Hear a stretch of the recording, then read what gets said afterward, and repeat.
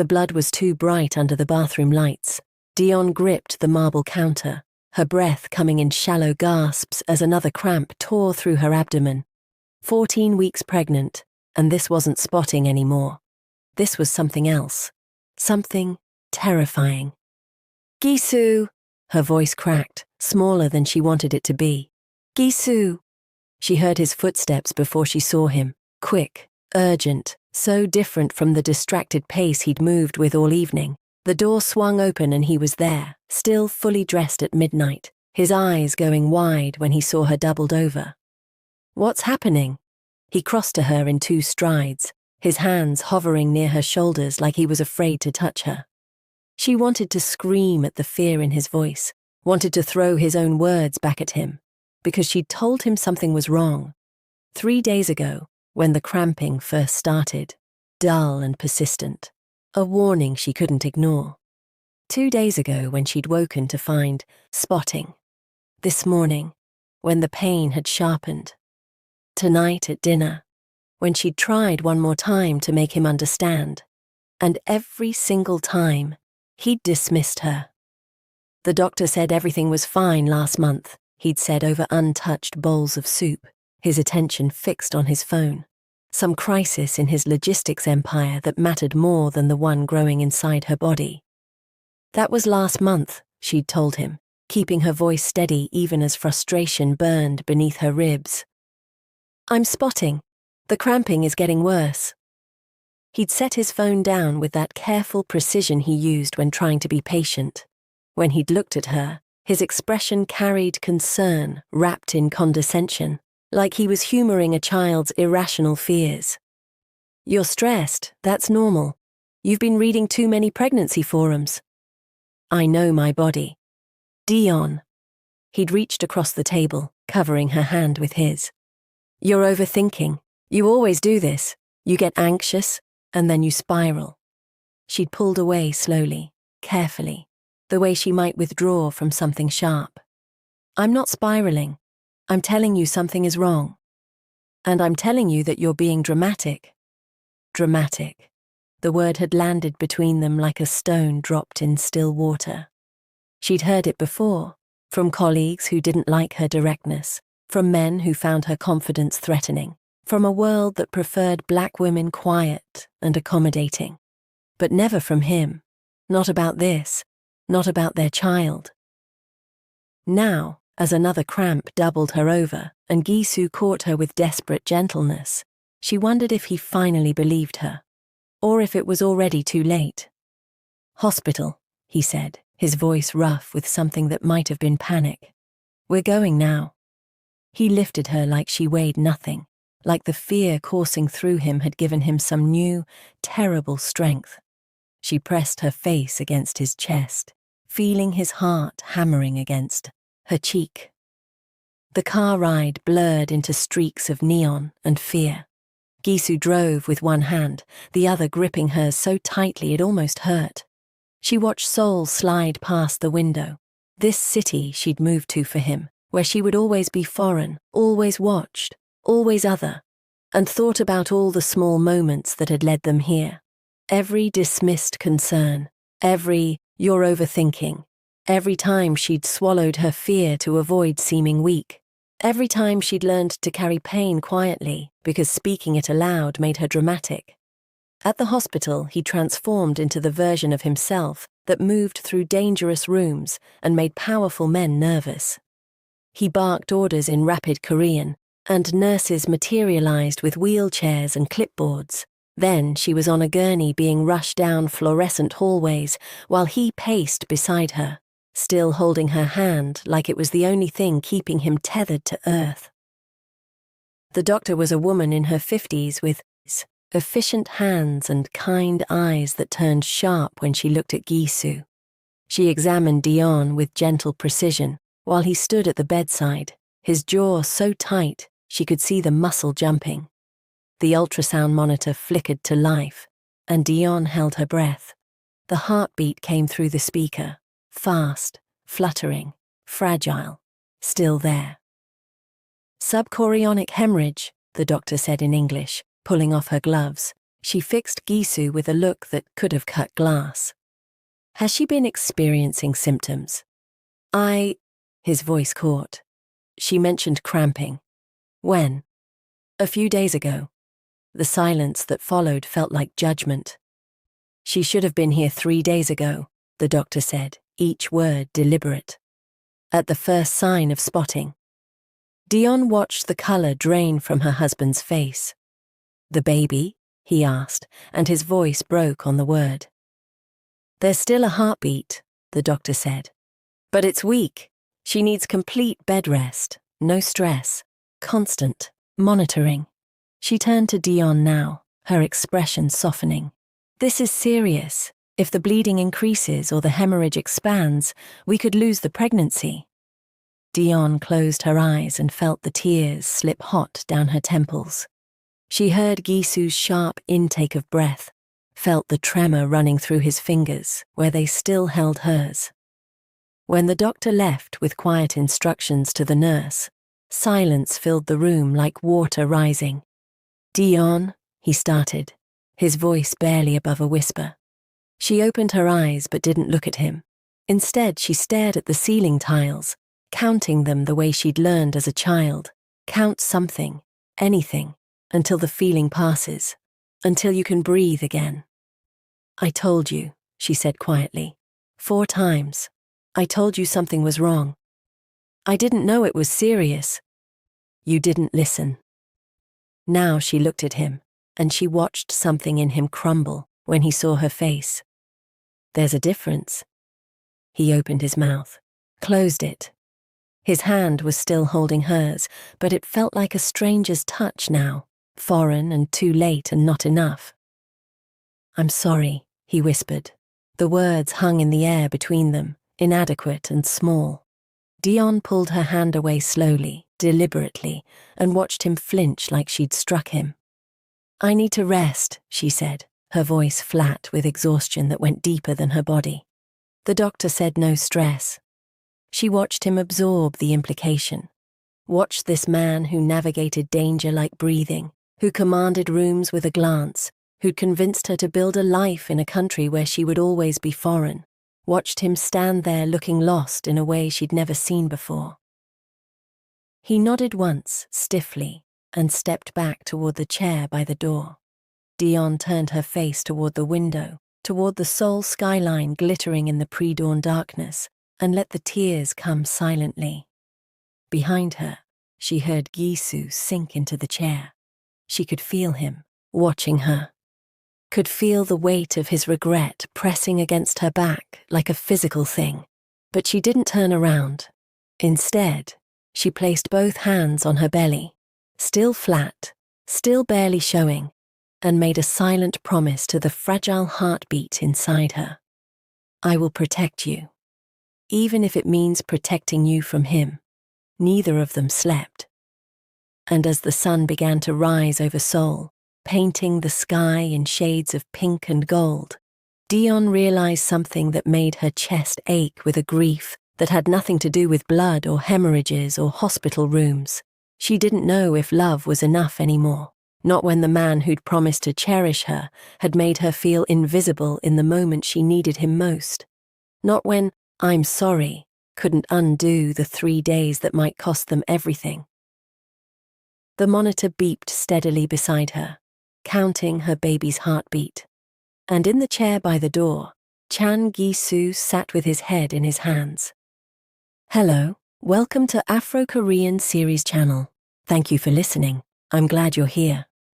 2 weeks passed in careful silence. Dion's Seoul apartment felt smaller than she remembered. She'd kept the lease even after moving into Gisu's penthouse, told herself it was practical, a place to stay when she worked late. But they both knew the truth. She'd kept an escape route. Now she was using it. Maya arrived on the 3rd day with suitcases and groceries and the kind of no-nonsense energy that came from being the only other Black American woman Dion knew in Seoul who'd married into Korean wealth. He sent food every day, Maya said, unpacking containers of myeokguk, seaweed soup, traditional for pregnant women.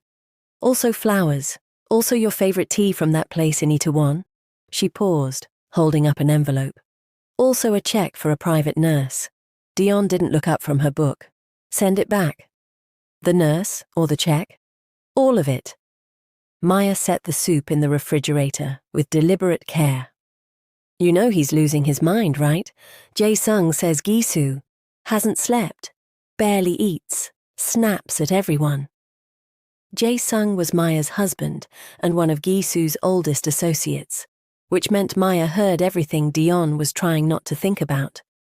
He should have thought about that before calling me dramatic, Dion said quietly. Maya sat on the edge of the bed, her expression softening. I'm not defending him. What he did was unforgivable. She reached for Dion's hand. But I need to ask, are you leaving him? The question hung in the air. Dion's hand drifted to her belly, still flat at 16 weeks, though the doctor said the baby was growing perfectly now. The hemorrhage was healing, slow but steady. I don't know, she admitted. I love him, but I don't know if love is enough when someone makes you feel invisible. Love is complicated, Maya said, especially with men like ours. They sat in silence, understanding passing between them without words. They'd both chosen powerful Korean men, both navigated the isolation of being foreign wives in a country that watched them constantly. Both learned to carry weight that no one else could see. But this weight felt different. This weight felt like it might break her. Gisu stood in the empty nursery and tried to remember how to breathe. The room still smelled like fresh paint, soft grey walls that Dion had chosen, saying it was gender-neutral and calming. There was a rocking chair in the corner that his mother had insisted on buying, a bookshelf waiting for stories they were supposed to read together. Everything waiting for a future that might not happen. You look terrible, his mother said from the doorway. He didn't turn around. I'm fine. You're a liar. She crossed the room with the quiet authority she'd carried since his father died, when she'd single-handedly kept their struggling family afloat. She was the only person who could speak to him this way. That woman is carrying my grandchild, and you made her feel alone. What is wrong? With you? The words hit like physical blows. I didn't know. You didn't listen, his mother corrected sharply. She told you, multiple times, you chose not to hear. Gisu's hands clenched at his sides. I was trying to protect her, from stress, from worry. You were protecting yourself. His mother's voice softened, but the truth in it cut deeper. You were afraid, so you pretended the fear didn't exist. He finally turned to face her. What if I lose them both? Then you lose them knowing you did everything you could to fix this. She reached up, cupping his face the way she had when he was a child waking from nightmares. But first, you need to understand something. Fear is not an excuse. You hurt her, and I'm sorry means nothing without change. After she left, Gisu sank into the rocking chair and pulled out his phone.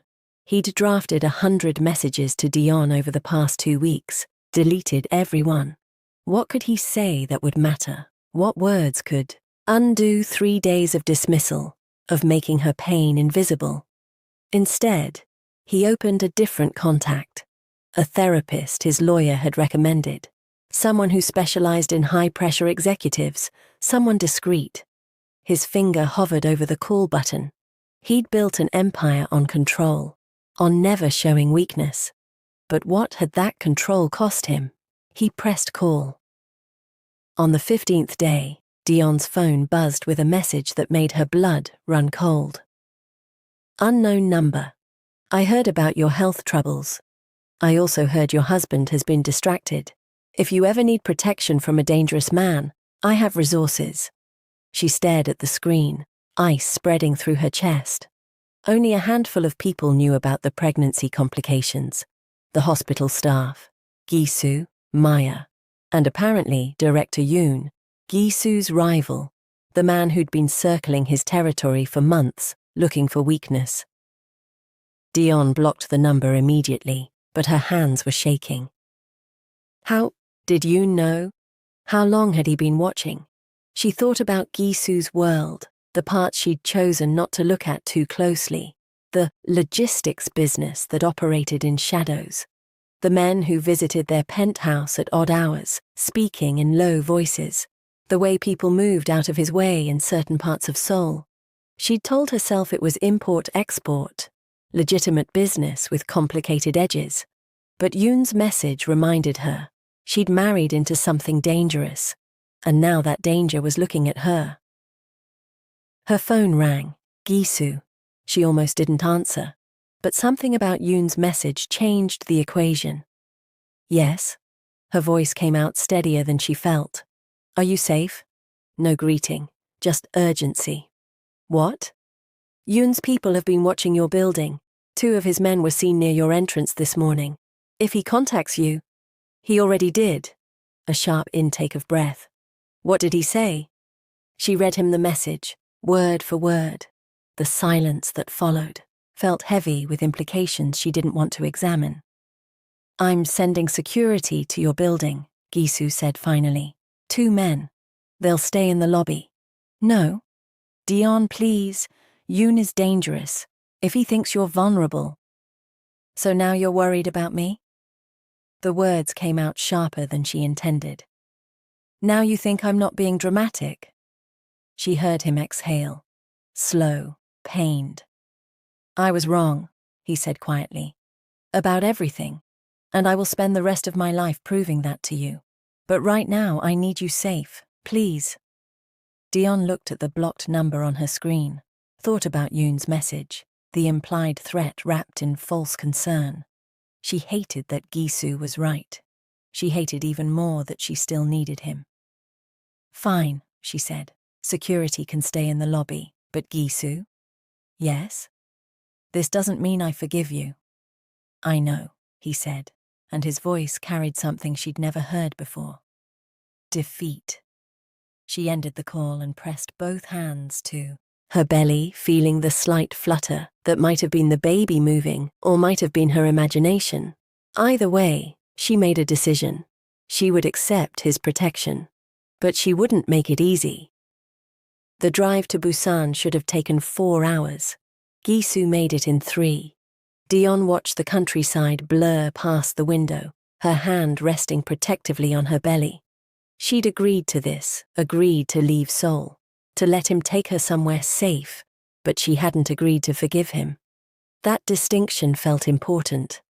The Hanok is private, Gisu said, breaking the silence that had stretched between them since they'd left the city. No one knows about it except my mother and a few trusted people. Yoon won't find you there. And how long am I supposed to hide? Dion kept her eyes on the window, watching the ocean appear in glimpses between hills. As long as it takes to handle him. Handle. She let the words sit between them. That's what you call it. His hands tightened on the steering wheel. I'm trying to keep you safe. You're trying to control a situation you let get out of hand in the first place. The truth of it hung in the air. If he'd been more careful, more discreet, if his business hadn't created enemies who saw her as leverage. But she was too tired to fight. The pregnancy, the stress, the constant fear that one wrong move would trigger another bleeding episode. It all pressed down on her like weight she couldn't carry alone. I know, Gisu said quietly. I know this is my fault. Dion closed her eyes and said nothing. The Hanok was beautiful in a way that made her chest ache. Traditional Korean architecture with modern comforts, nestled in the hills overlooking Haeundae Beach. They'd bought it together 6 months ago, back when the future felt bright and uncomplicated. Back when she'd believed love could bridge every gap between them. It was supposed to be their family home. Now it felt like a beautiful cage. The East Wing has the master suite, Gisu said, carrying her bags inside. I'll take the West Wing. You won't even know I'm here. She should have felt relieved. Instead, she felt hollow. Fine, she said. He set her bags down carefully, like even her luggage was fragile. When he looked at her, she saw exhaustion carved into every line of his face. He'd lost weight. Dark circles shadowed his eyes. Part of her registered his exhaustion with grim satisfaction. He should understand what it felt like to be dismissed, to hurt alone. But another part of her, softer, more dangerous, wanted to reach for him. She didn't. "I'll make sure the kitchen is stocked," he said. "And I've arranged for a nurse to check on you every other day." The doctor said. "I know what the doctor said." Dion moved past him toward the bedroom, needing distance before she did something stupid like cry. "I was there." She heard him exhale behind her but didn't turn around. 3 days passed in careful avoidance. They moved through the hanok like ghosts occupying separate planes. She read in the garden. He worked in his office. They crossed paths only at meals, silent, awkward affairs where the clink of chopsticks against bowls sounded too loud. But she noticed things, small things. The way he left pregnancy-safe snacks outside her door each morning. Dried fruit, nuts, the ginger candies that helped with lingering nausea. The medical journal on his desk, bookmarked to an article about subchorionic hemorrhages. The appointment card she found in the bathroom trash, a therapist in Seoul. His next session scheduled for when they returned. He was trying. She just didn't know if trying was enough. On the 4th night, insomnia drove her to the kitchen near midnight. She'd been dreaming about blood again, waking in a panic, checking herself, finding nothing wrong but unable to shake the fear. The kitchen light was already on. Gisu stood at the counter in a t-shirt and loose pants, preparing tea with the careful precision he brought to everything. He looked up when she entered, surprise flickering across his face. "Can't sleep?" he asked. "Nightmares." She settled, onto a stool, too tired to maintain distance. "You?" "Same." He poured hot water over tea leaves, the chamomile blend she liked. He'd remembered. "Do you want to talk about it?" "No." He nodded, setting the cup in front of her. Their fingers brushed as she took it, and she felt the jolt of contact like electricity. How long since they'd touched? Really touched? The silence stretched, but it felt different now. Less hostile, more tired. "Why did you marry me?" Dion asked suddenly, the question escaping before she could stop it. Gisu went very still. Then he leaned against the counter across from her, his expression unguarded in a way she rarely saw. "Because you were the first person who saw me and didn't flinch," he said quietly.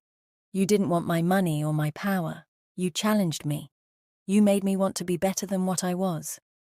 Then why couldn't you be honest when I said I was scared?" The question she'd been carrying for weeks, finally spoken aloud. Gisu looked down at his hands, those capable, dangerous hands that had held her so gently once. "Because I've built my entire life on control," he said, "on being strong enough, smart enough, powerful enough to handle anything. And then you were in pain and I couldn't fix it, couldn't control it, so I—" He swallowed hard.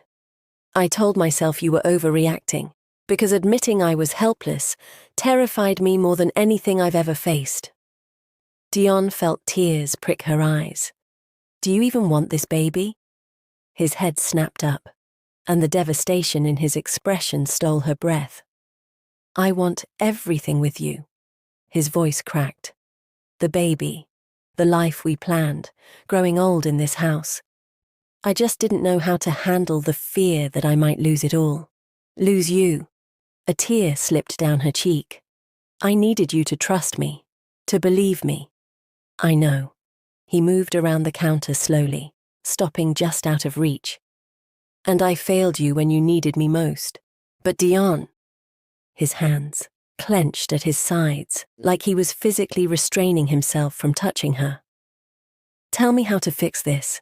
Tell me what I need to do." She looked at this man she'd married, powerful, flawed, finally vulnerable, and felt something shift in her chest. "I need you to prove you've changed," she said. "Not with words, with actions, with time." "How much time?" I don't know. She pressed her hand to her belly, where she thought she'd felt the tiniest flutter yesterday. Probably too early to be real, but she wanted to believe it anyway. But I need to see it.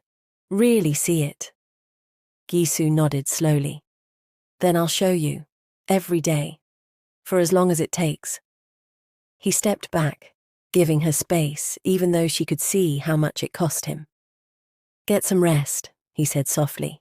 I'll be here if you need anything. He left the kitchen, and Dion sat alone with her cooling tea and the ghost of hope she wasn't ready to name yet. Outside, the ocean whispered against the shore, and inside, something fragile began to mend. The nurse came on a Thursday morning, cheerful and efficient in a way that made Dion feel simultaneously comforted and exposed. Blood pressure is excellent, she said in accented English, removing the cuff from Dion's arm. And the baby's heartbeat is strong, very strong. Dion exhaled relief she hadn't realized she was holding. The hemorrhage? Healing well. You're doing everything right. The nurse packed her equipment with practiced ease. Keep resting, keep avoiding stress, and keep letting people take care of you. After she left, Dion found Gisu in the kitchen, his phone pressed to his ear. He was speaking rapid Korean, business, always business, but when he saw her, he ended the call immediately. What did she say? Everything's fine. The baby's fine. She watched something in him unknot. He gripped the counter like it was the only thing keeping him upright. Thank God, he whispered. It was the first time she'd heard him invoke anything resembling faith. The changes came slowly, small shifts that might have gone unnoticed if she hadn't been watching. He started joining her for breakfast, not hovering, just present, reading the news on his tablet while she ate the myeokguk his mother had taught him to make properly. You're getting better at this, Dion said one morning, surprised by how much she meant it. I called her 3 times to get the recipe right. A small smile tugged at his mouth. She laughed at me. Your mother laughs at everyone. True. He set down his tablet. She also asked when she could visit. I told her not yet. Too much stress. Dion appreciated that. The way he'd become protective without being controlling, creating space instead of demanding entry. On the 6th day, she found him in the garden, on the phone with someone speaking English. His tone was different, careful, almost uncertain. I understand, he was saying.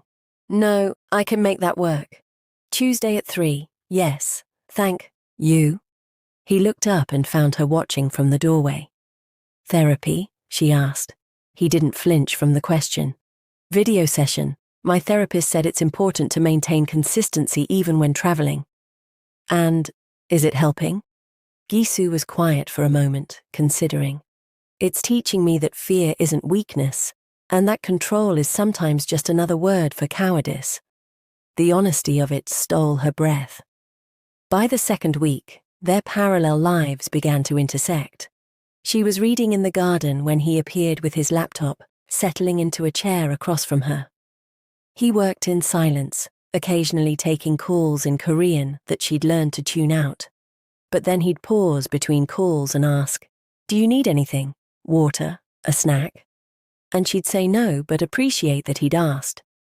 One afternoon she caught him watching her, not with the intensity of desire, but with something softer, sadder. What? She asked. You're showing, he said quietly. Just a little. Her hand went to her belly, 18 weeks now, and yes, there was a curve that hadn't been there before. The nurse said that's normal. It's beautiful.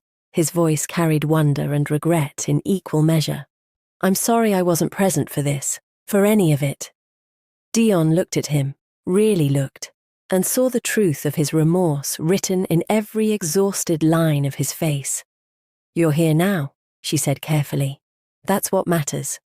It wasn't forgiveness, not yet, but it was something. The breakthrough came on a Friday night. Dion woke at 2 a.m. to cramping, Not severe, but enough to trigger panic. She lay in the dark, breathing through it, trying to remember what the nurse had said about Braxton Hicks' contractions versus real warning signs. The cramping intensified. She reached for her phone, but her hands were shaking too badly to dial. "Gisu," she called out, hating how small her voice sounded. He appeared in her doorway within seconds, already pulling on a shirt. "What's wrong?" "Cramping. I don't know if I can't tell if—" He crossed to her in 3 strides, but he didn't grab her or panic. Instead, he sat on the edge of the bed, his movements deliberate and calm. "Okay," he said quietly. "Tell me what you're feeling. Where is the pain?" "Low, in my abdomen. It comes and goes." "Are you bleeding?" "I don't think so." "Can you stand?" She nodded, and he helped her up with gentle hands, steadying her when she swayed. Together, they checked. No bleeding. The cramping was already easing. "Probably Braxton Hicks," he said. "But we're calling the nurse anyway." He had the number memorized. While they waited for the call back, he sat beside her on the bed, not touching but close enough that she could feel his warmth. "I read about this," he said. "Braxton Hicks, practice contractions. They're normal but scary." "You read about it?" "I've been reading everything." A self-deprecating smile. "I have 3 pregnancy books. The nurse thinks I'm obsessive." "You are obsessive." "Yes, but now I'm obsessively informed." Despite everything, Dion felt her lips twitch. "That's an improvement." The nurse called back, asked questions, confirmed it was likely Braxton Hicks, but said to call immediately if anything changed. After they hung up, silence settled between them, but it wasn't uncomfortable. "Thank you," Dion said quietly, "for not panicking." "I'm learning." Gisu looked down at his hands. "My therapist says I used to treat fear like an enemy to defeat. Now I'm trying to treat it like information to process." "And how's that working?" "Terrifying," he admitted, "but better than pretending it doesn't exist." Dion felt something in her chest soften, just a little. "Will you stay?" she asked before she could second-guess herself. "Just until I fall asleep." The hope that flashed across his face was almost painful to witness. "Of course." He settled into the chair, beside her bed, the same position he'd held in the hospital a lifetime ago. But this time, when she reached out her hand, he took it. His palm was warm, steady. She fell asleep counting his breaths instead of ceiling tiles. In the morning, she woke to find him still there, his head resting on the edge of her bed, their fingers still intertwined. Sunlight streamed through the window, painting everything gold. And for the first time in weeks, Dion felt something that might have been peace. She didn't pull her hand away. Instead, she let herself imagine, just for a moment, what it might feel like to trust him again. The thought terrified her, but it also filled her with a fragile, dangerous hope. Outside, the ocean continued its endless conversation with the shore, and inside, 2 people began the slow, careful work of becoming whole again. 3 weeks in Busan had created a rhythm Dion hadn't expected to find comforting. Morning tea together, quiet afternoons in the garden, Gisu working while she read. Their silences no longer weighted with anger, but something softer, something like companionship. At 20 weeks, her belly had rounded enough that strangers would know she was pregnant. The baby moved regularly now, real flutters that made her catch her breath with wonder. She'd started letting Gisu feel them.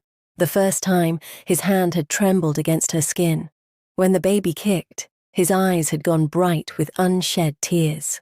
"Strong," he'd whispered, "just like you." They were healing, slowly, carefully. And then Yoon shattered everything.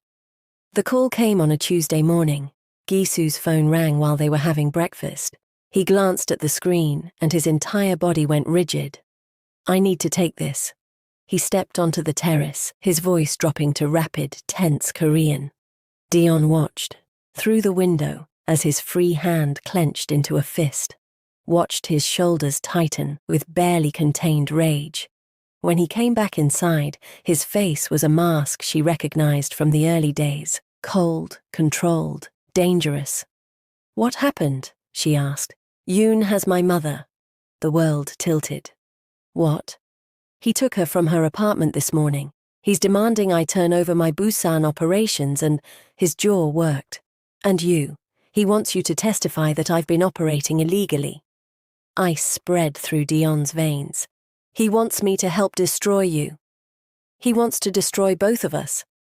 Gisu's voice was flat, but she could see the terror beneath his control. "The exchange is set for tomorrow night, Busan port. If I don't comply, he'll..." He couldn't finish the sentence.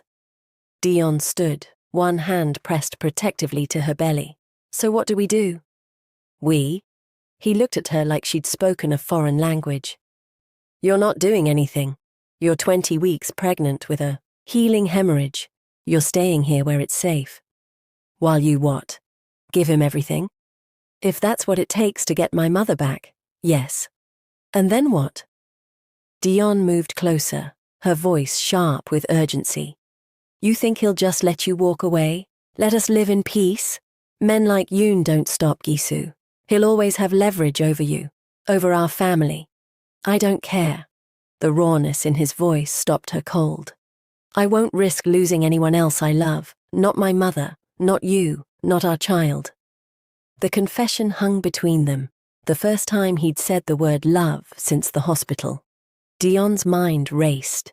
She thought about her compliance network, the international contacts she'd built during her legal career. She thought about Yoon's message, his arrogance, the way men like him always underestimated women. "I have another option," she said slowly. "No. You don't even know what I'm going to say." "I don't care." Gisu gripped her shoulders gently but firmly. "Whatever you're thinking, the answer is no. You're not putting yourself in danger." "I'm not." Dion pulled out her phone. "But I know people who can help. International Enforcement, Financial Crimes Division. I've been documenting Yoon's operations since he first contacted me. The message, the timeline, everything. If I can give them enough evidence..." "That will take weeks. We don't have weeks." "Then we buy time." She looked up at him, her mind already 3 steps ahead. "You agree to the exchange, but I coordinate with authorities to be ready. We make Yoon think he's won, and then we trap him." Gisu stared at her like she'd suggested they walk into fire. "That's insane." "That's strategy." Dion's voice steadied with conviction. "You taught me that everything is strategy. Well, I'm strategizing, and I'm not letting that man take our future. Dion, you don't get to protect me from this." She placed her hand over his on her belly. "This is our fight, not just yours. We're partners or we're nothing." She watched him struggle, every instinct screaming to shield her, to handle this alone the way he'd handled everything alone his entire life. But something had changed. He'd learned to listen. "If we do this," he said finally, his voice rough, "you stay far from the actual exchange. You coordinate remotely. The second anything goes wrong, you run. You protect our baby above everything else." "Agreed." "And if I say pull out, you pull out immediately. No arguments." "Agreed." He pulled her close, pressing his forehead to hers. "I can't lose you. You won't." She breathed him in, cedar and fear and desperate hope. "We're going to end this, together." The next 24 hours blurred into coordinated chaos. Dion contacted her network, lawyers, enforcement agents, people who owed her favors from her compliance consulting days. She built a case file on Yoon that would bury him in international courts. Gisu coordinated with his own people, planning the exchange with military precision, while simultaneously preparing for things to go wrong. They worked side by side at the dining table, laptops open, phones constantly ringing.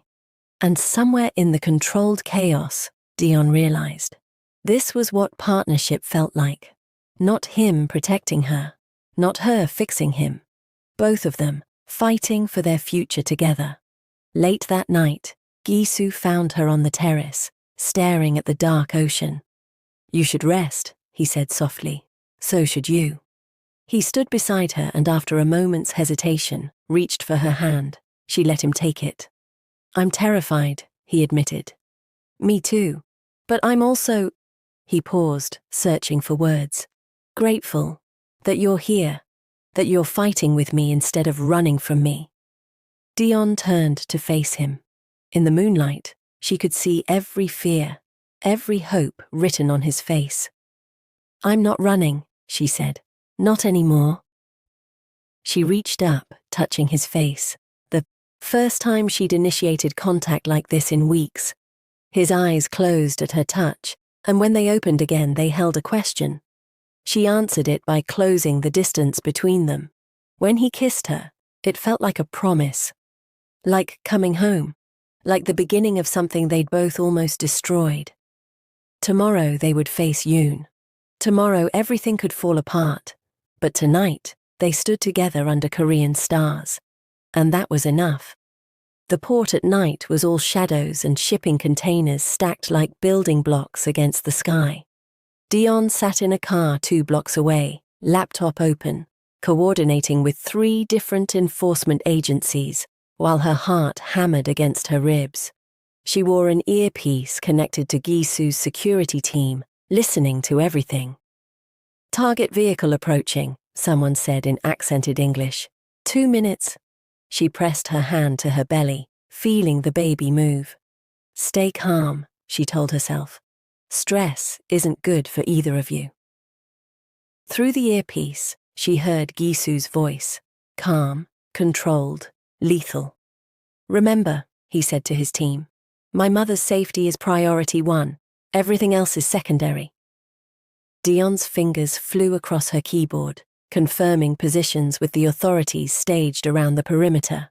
Financial crimes, international enforcement, Korean police, everyone waiting for her signal. "Visual on the mother," someone reported. "She appears unharmed." Dion exhaled shakily. "Yoon is exiting his vehicle," another voice said. "He's got 4 men with him." Through the laptop screen showing the port's security camera feed that her contacts had accessed, Dion watched the scene unfold. Gisu stood in the circle of light from overhead lamps, alone and seemingly unarmed. Yoon approached with his mother held between 2 guards. "Chan Gisu," Yoon's voice came through clearly. "I'm impressed. You actually came." "Let her go," Gisu said flatly. "You have what you wanted. The operations, the territory. It's all in the documents." "And the wife?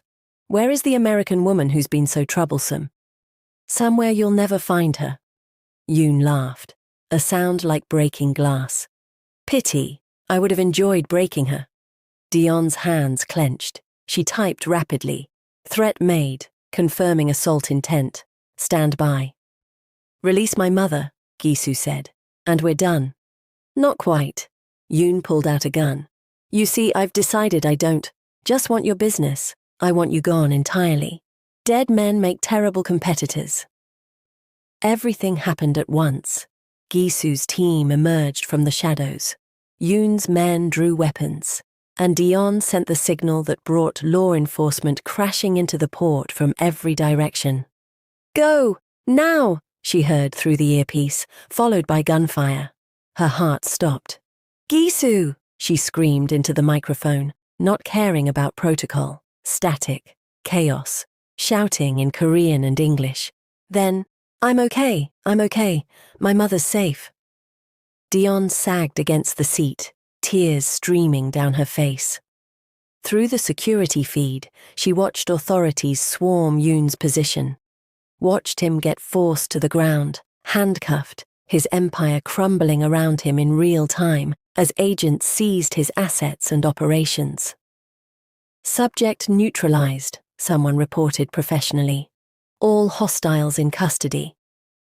It was over. Gisu found her still sitting in the car 20 minutes later, shaking with adrenaline and relief. He pulled open the door and dropped to his knees beside her, his hands framing her face. "Are you hurt?" she demanded, searching him for injuries. "No, No, I'm fine. The baby. We're fine. We're okay.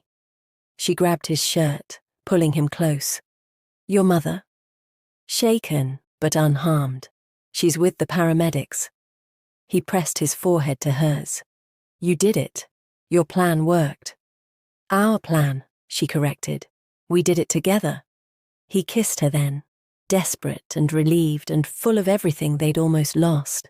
When they finally pulled apart, his eyes were wet. Come home, he whispered. Please, come home. 4 months later, Dion woke to sunlight streaming through the bedroom windows of their Busan hanok and the smell of myeok guk drifting from the kitchen. At 36 weeks pregnant, everything was harder, walking, sleeping, existing in her own body.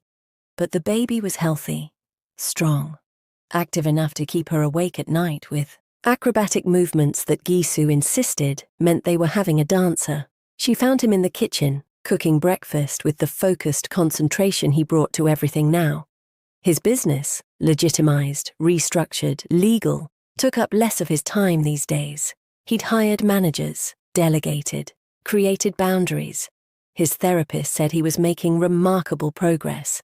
Dion said he was finally learning to live instead of just survive. You're supposed to be resting, he said, without turning around, somehow always knowing when she entered a room. I was resting. Now I'm hungry. He smiled and pulled out a chair for her. Sit. I'll bring it to you. She settled carefully, one hand on her belly where the baby was doing acrobatics. He knelt beside her chair, his hand joining hers. When the baby kicked against his palm, his expression softened with wonder that still took her breath away. Strong, he murmured, just like her mother. Stubborn like her father, Dion countered. They stayed like that for a long moment, his hand on her belly, her fingers tangled in his hair, sunlight painting them both gold. I have something for you, Gisu said finally. He pulled a small box from his pocket.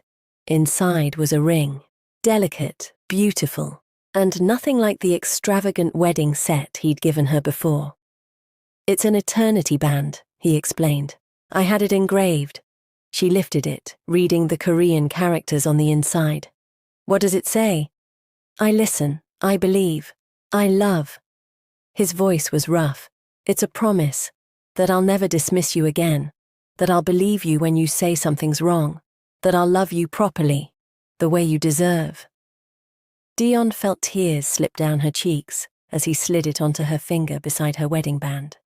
We've come a long way, she whispered. We have a long way still to go, he said honestly. I'm still learning, still working on being the partner you need. But I'll keep trying, every single day. She cupped his face, seeing everything they'd survived written in his eyes, the pain, the growth, the hard-won understanding. I know, she said, and I'll be right here beside you.